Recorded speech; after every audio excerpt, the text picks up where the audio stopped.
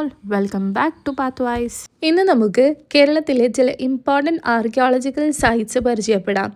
ഈ സ്ഥലങ്ങൾ കേരളത്തിൻ്റെ history, culture, trade connections, literature എന്നിവയെക്കുറിച്ച് നമുക്ക് ധാരാളം വിവരങ്ങൾ നൽകുന്നു. എക്സാമിന് പ്രധാനപ്പെട്ട പാലക്കാട്, പട്ടണം, തൃശ്ശൂർ, വയനാട്, തുഞ്ചൻപറമ്പ് എന്നീ സ്ഥലങ്ങളെക്കുറിച്ചുള്ള ഇമ്പോർട്ടൻറ്റ് പോയിന്റ്സ് ഫോക്കസ് ചെയ്തുകൊണ്ട് ഓരോ സ്ഥലവും നമുക്ക് നോക്കാം. ഫസ്റ്റ് ഓഫ് ഓൾ, പാലക്കാട് ജില്ലയിലെ പ്രധാന ആർക്കിയോളജിക്കൽ സൈറ്റ്സിനെ കുറിച്ച് പഠിക്കാം. കേരളത്തിലെ ഏറ്റവും പ്രധാനപ്പെട്ട പുരാവസ്തു കേന്ദ്രങ്ങളിൽ ഒന്നാണ് പാലക്കാട്. ഇവിടെ നടന്ന ഖനനങ്ങളിൽ നിന്ന് പുരാതന മനുഷ്യരുടെ ജീവിതത്തെയും സംസ്കാരത്തെയും കുറിച്ചുള്ള നിരവധി തെളിവുകൾ ലഭിച്ചിട്ടുണ്ട്. ഓരോ സ്ഥലത്തെയും കുറിച്ച് വിശദമായി പറയുന്നതിന് മുമ്പ് ഞാൻ കുറച്ച് ടേംസ് പരിചയപ്പെടുത്തി തരാം. First one, urn burial. പഴയ കാലത്ത് ചിലർ മരിച്ചവരുടെ അസ്ഥികൾ വലിയ മൺപാത്രത്തിൽ വെച്ച് മണ്ണിൽ കുഴിച്ചു മൂടുമായിരുന്നു.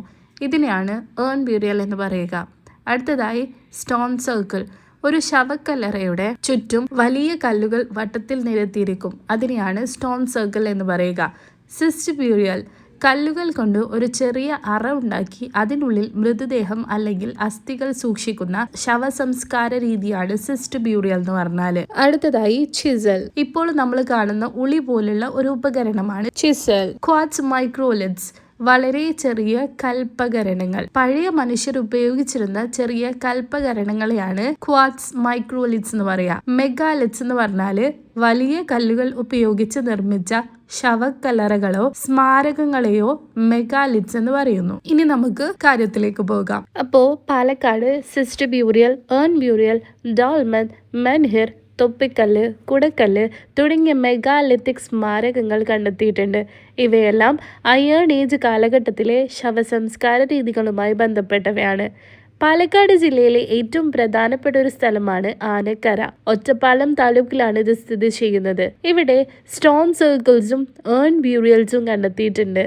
ഖനനത്തിൽ pots, bowls, iron objects, arrow head, sickle, iron lamp, dagger തുടങ്ങിയ വസ്തുക്കൾ ലഭിച്ചു. ആനക്കരയുടെ ഏറ്റവും വലിയ പ്രത്യേകത ഇവിടുത്തെ ക്വാർട്സ് മൈക്രോലിത്സ് കണ്ടെത്തിയതാണ്. ഇത് മെസോലിത്തിക് ഏജ് അഥവാ അയേൺ ഏജിന് മുമ്പ് ഇവിടെ മനുഷ്യവാസം ഉണ്ടായിരുന്നു എന്നതിനുള്ള ഒരു തെളിവാണ്. അടുത്തതായി ഇവിടുത്തെ ഒരു സ്ഥലമാണ് പടിഞ്ഞാറേമുട്ടം. മുണ്ടൂർ ഗ്രാമത്തിലാണ് ഇത് സ്ഥിതി ചെയ്യുന്നത്. ഇവിടെ 8 ഏൺ ബ്യൂറിയൽസ് കണ്ടെത്തിയിട്ടുണ്ട്. കൂടാതെ swords, pointed iron bars, chisel പോലുള്ള ഇരുമ്പ് ഉപകരണങ്ങളും ലഭിച്ചു. 3 സ്റ്റോൺ സർക്കിൾസും ഇവിടെ കണ്ടെത്തിയിട്ടുണ്ട്. മൂന്നാമത്തെ പ്രധാന സ്ഥലമാണ് വാവുമലക്കുണ്ട്. ആലത്തൂർ താലൂക്കിലാണ് ഇത് സ്ഥിതി ചെയ്യുന്നത്. ഇവിടെ ആകെ 13 മെഗാലിത്തിക് സ്ട്രക്ചേഴ്സ് കണ്ടെത്തിയിട്ടുണ്ട്. പലതും സിസ്റ്റ് ബ്യൂറിയൽസ് ആണ്. ചിലത് പല അറകളുള്ള ബ്യൂറിയൽ ചേംബേഴ്സ് ആണ്. ചില മെഗാലിത്സ് സ്വാസ്തിക പാറ്റേൺ കാണിക്കുന്നുണ്ട്. ഒരു മെഗാലിത്തിൽ പോർട്ടോൾ എന്ന പ്രത്യേക തുറവും കണ്ടെത്തിയിട്ടുണ്ട്. അതിനാൽ നമ്മളിവിടെ ഓർക്കേണ്ടത് പാലക്കാട് ജില്ല കേരളത്തിലെ പ്രധാന മെഗാലിത്തിക് ആർക്കിയോളജിക്കൽ റീജിയൻ ആണ്. ആനക്കര, പടിഞ്ഞാറേമുട്ടം, വാവുമലക്കുണ്ട് എന്നിവയാണ് പ്രധാന ആർക്കിയോളജിക്കൽ സൈറ്റ്സ്. ഇവയെല്ലാം ചേർന്ന് പാലക്കാട് ജില്ലയിലെ പുരാതന ചരിത്രത്തെയും മനുഷ്യരുടെ ജീവിത രീതികളെയും കുറിച്ച് വിലപ്പെട്ട വിവരങ്ങൾ നൽകുന്നു. കുട്ടികളെ, ഇനി നമുക്ക് പട്ടണം എന്ന പ്രധാനപ്പെട്ട ആർക്കിയോളജിക്കൽ സൈറ്റിനെ കുറിച്ച് പഠിക്കാം. എറണാകുളം ജില്ലയിൽ കൊച്ചിയിൽ നിന്ന് ഏകദേശം 30 കിലോമീറ്റർ വടക്കായി സ്ഥിതി ചെയ്യുന്ന സ്ഥലമാണ് പട്ടണം. ഇന്ന് ഇതൊരു സാധാരണ പ്രദേശമായി തോന്നുമെങ്കിലും പുരാതന കാലത്ത് ഇതൊരു വലിയ നഗരവും ഒരു ഇമ്പോർട്ടൻ്റ് ആയിട്ടുള്ള മാരിടൈം ട്രേഡ് സെന്ററും ആയിരുന്നു. 2007 Kerala council of historical research KCHR ഇവിടെ എക്സ്കവേഷൻ ആരംഭിച്ചു.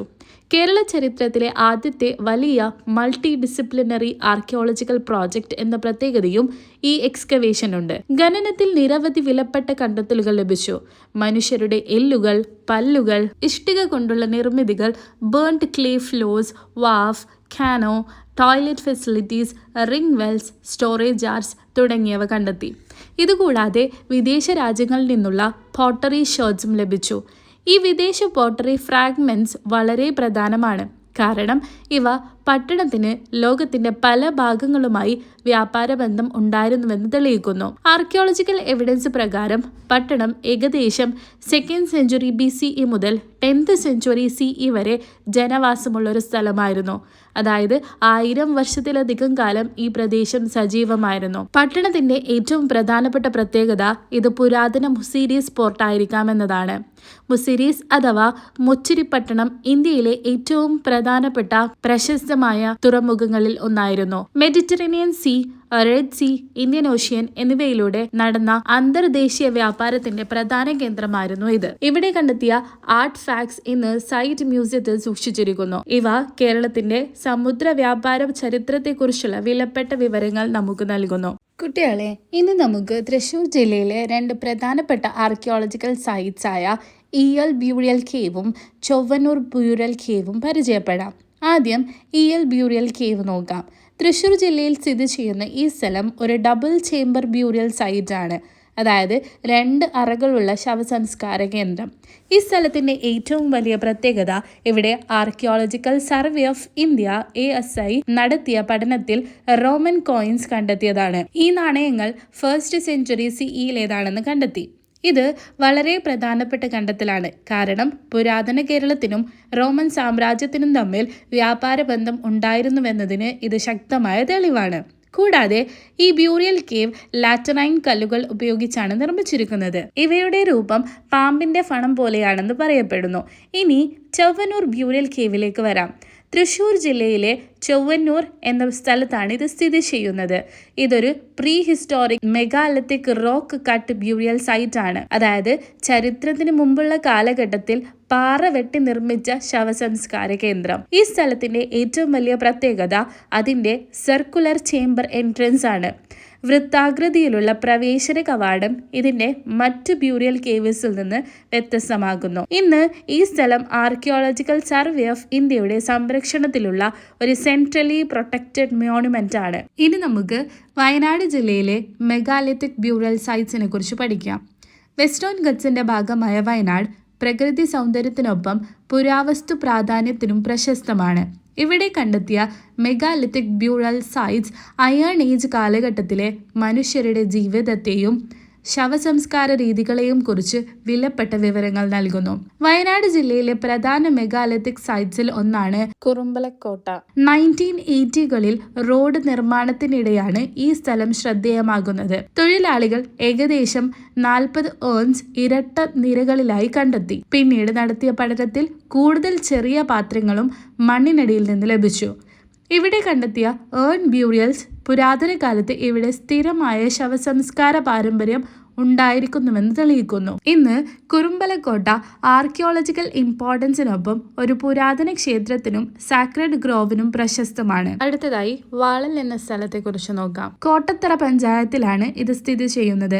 2012ലാണ് ഈ സ്ഥലം കണ്ടെത്തിയത്. വിവിധ വലിപ്പത്തിലുള്ള ഏൺസ് ഇവിടെ നിന്ന് ലഭിച്ചു. വാളൽ സൈറ്റിന്റെ പ്രാധാന്യം അയൺ ഏജ് കാലഘട്ടത്തിലെ മനുഷ്യരുടെ ബ്യൂറിയൽ കസ്റ്റംസ് മനസ്സിലാക്കാൻ സഹായിക്കുന്നു എന്നതാണ്. കൂടാതെ പുരാതന മനുഷ്യരും അവരുടെ ചുറ്റുപാടും തമ്മിലുള്ള ബന്ധത്തെക്കുറിച്ചും ഇത് സൂചന നൽകുന്നു. മൂന്നാമത്തെ പ്രധാന സ്ഥലമാണ് എള്ളുമന്തം. എടവക പഞ്ചായത്തിൽ സ്ഥിതി ചെയ്യുന്ന ഈ സ്ഥലം 2013ലാണ് കണ്ടെത്തിയത്.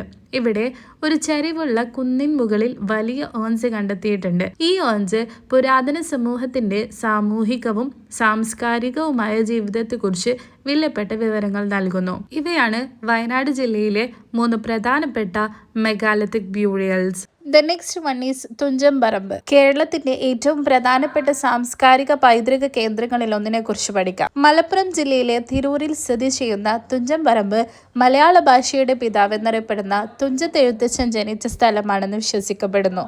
16ാം നൂറ്റാണ്ടിൽ ജീവിച്ചിരുന്ന എഴുത്തച്ഛൻ രാമായണവും മഹാഭാരതവും മലയാളത്തിൽ പുനരാഖ്യാനം ചെയ്ത മഹാകവിയാണ്. അദ്ദേഹത്തിൻ്റെ കൃതികളിലൂടെ സാധാരണ ജനങ്ങൾക്കും ഈ ഇതിഹാസങ്ങൾ വായിക്കാനും മനസ്സിലാക്കാനും സാധിച്ചു. അതോടൊപ്പം മലയാള ഭാഷയുടെ വളർച്ചയ്ക്കും ലിപിയുടെ ഏകീകരണത്തിനും അദ്ദേഹം വലിയ സംഭാവന നൽകി. ഏകദേശം 4 ഏക്കർ വിസ്തൃതിയിലുള്ള തുഞ്ചംപറമ്പ് ഇന്ന് ഒരു പ്രധാന ഹെറിറ്റേജ് സെന്ററാണ്. ഇവിടെ ലിറ്ററേച്ചർ മ്യൂസിയം, ഗ്രന്ഥപുര ലൈബ്രറി, പഴയ പാം ലീഫ് മാനുസ്ക്രിപ്റ്റ്സ്, ചരിത്രരേഖകൾ എന്നിവ സൂക്ഷിച്ചിരിക്കുന്നു. ഈ സ്ഥലത്തിൻ്റെ മറ്റൊരു പ്രത്യേകത എഴുത്തച്ഛൻ ഉപയോഗിച്ചതായി വിശ്വസിക്കുന്ന അയേൺ സ്റ്റൈലസും അദ്ദേഹം കൃതികൾ രചിച്ചുവെന്ന് കരുതുന്ന പുരാതന കാഞ്ഞിരമരവുമാണ്. തുഞ്ചൻ പറമ്പിൽ വർഷം തോറും നടക്കുന്ന ഏറ്റവും പ്രധാനപ്പെട്ട ചടങ്ങാണ് വിദ്യാരംഭം. വിജയദശമി ദിവസം കുഞ്ഞുങ്ങൾ ആദ്യമായി മലയാള അക്ഷരങ്ങൾ എഴുതുന്ന ചടങ്ങ് ഇവിടെ വളരെ പ്രസിദ്ധമാണ്. അതുപോലെ തുഞ്ചൻ ഫെസ്റ്റിവൽ എന്ന സാഹിത്യോത്സവവും ഇവിടെ നടക്കുന്നു. സാഹിത്യ ചർച്ചകൾ, സാംസ്കാരിക പരിപാടികൾ, എഴുത്തുകാരുടെ സംഗമങ്ങൾ എന്നിവ ഇതിന്റെ ഭാഗമാണ്. 1960കളിൽ കേരള സർക്കാർ ഈ സ്ഥലം ഏറ്റെടുത്തതോടെ ഇതിന്റെ വികസനം ആരംഭിച്ചു. പിന്നീട് തുഞ്ചൻ മെമ്മോറിയൽ ട്രസ്റ്റിന്റെ നേതൃത്വത്തിൽ ഇതൊരു പ്രധാന സാംസ്കാരിക വിദ്യാഭ്യാസ കേന്ദ്രമായി മാറി. So students, that's all about the important archaeological sites and heritage centers in this unit. Palakkad മുതൽ തുഞ്ചൻ പറമ്പ് വരെ ഓരോ സ്ഥലത്തിനും അതിൻ്റേതായ ഹിസ്റ്റോറിക്കൽ ആൻഡ് കൾച്ചറൽ ഇമ്പോർട്ടൻസ് ഉണ്ട്. ഇവയെല്ലാം ടുഗെദർ കേരളത്തിൻ്റെ റിച്ച് ഹെറിറ്റേജിനെ മനസ്സിലാക്കാൻ നമ്മെ സഹായിക്കുന്നു. So for the exam, just remember the location, importance and major findings of each site. Then this chapter will become very easy to revise and remember.